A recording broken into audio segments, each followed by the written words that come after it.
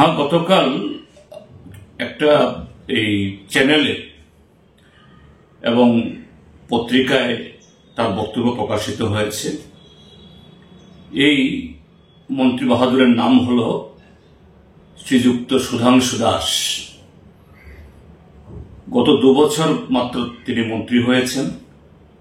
তার আগে 5 বছর তিনি বিধায়ক ছিলেন এবং ইতিমধ্যেই এই মন্ত্রী মহোদয় সম্পর্কে তার বিধানসভা কেন্দ্রের এবং সারা ত্রিপুরা রাজ্যের মানুষের অসংখ্য অভিযোগ যে বিধায়ক হওয়ার আগে তার পরিবার একটা বিপিএল কার্ডধারী পরিবার ছিলেন। তার মার নামে সেই কার্ড, মাত্র এই 7 বছর সময়কালে তার বড় ভাই তিনি এখন সারা ত্রিপুরা রাজ্যের গেল বছরের সর্বোচ্চ ট্যাক্স পেয়ার, করদাতা।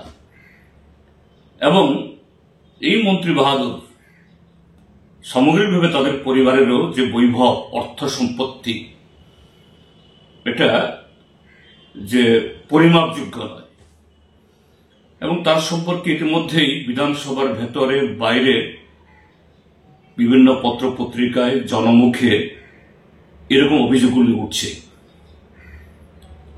আর তিনি নাকি গত পরশুদিন একটা ওয়েব পোর্টালের সাথে ইন্টারভিউ দিতে গিয়ে বলেছেন, হ্যাঁ, কন্ট্রাক্টর আমাদেরকে টাকা দেন, এটাই আমাদের সোর্স। তো আমি তো বলবো তিনি বাধ্য হয়ে এই যে অবৈধ সম্পত্তি কামিয়েছেন আরো অনেকের মতো, তিনি স্বীকার করতে বাধ্য হয়েছেন। এই মন্ত্রী মহোদয় যে দুর্নীতির যে অটল সাগরে তিনি যে নিমজ্জিত, এটা প্রমাণ করার আর কোনো প্রয়োজন রইল না।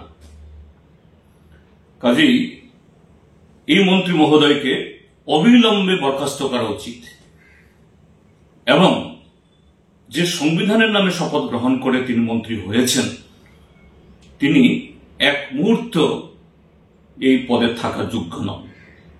এটা সম্পূর্ণ একটা অনৈতিকতা এবং সম্পূর্ণভাবে একটা দুর্নীতির একটা কি বলে এই তিনি স্বীকার করতে বাধ্য হয়েছেন।